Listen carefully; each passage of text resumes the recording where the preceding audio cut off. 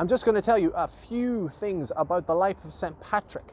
When St. Patrick was 16 years of age, he was stolen by some Irish pirates who came marauding across the Irish Sea to Western Britain. They stole him, they brought him into slavery, they sold him, and he ended up in a different part of Ireland. Some say that he went to Mayo, and another biographer or hagiographer says that he went to County Antrim in the northeast. But he dwelled there as a slave.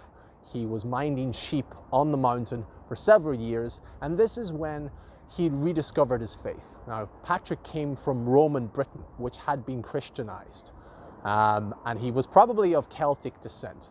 But regardless, he did grow up as a Christian, but he wasn't very devout. But after he was captured as a slave, this is when he discovered his faith again. And he started to pray on the mountain every day to God to eventually save him from the slavery. God sent him an angel. The angel gave him directions on how to escape.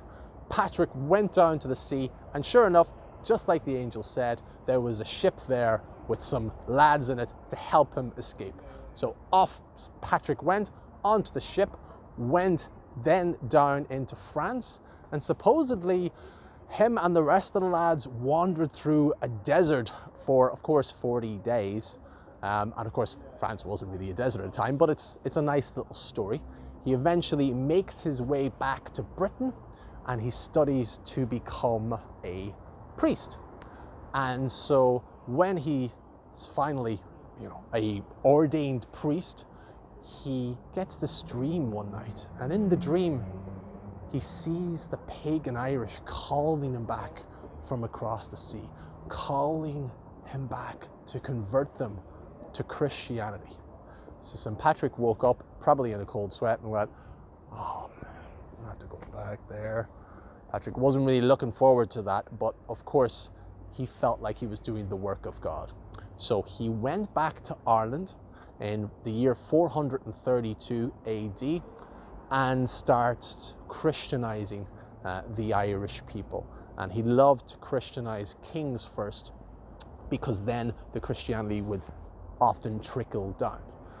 His most famous miracle, or his most famous story connected with the Christianization of Ireland, was when he went to the hill of Slane in County Meath, which is about like 70 kilometers northwest of Dublin.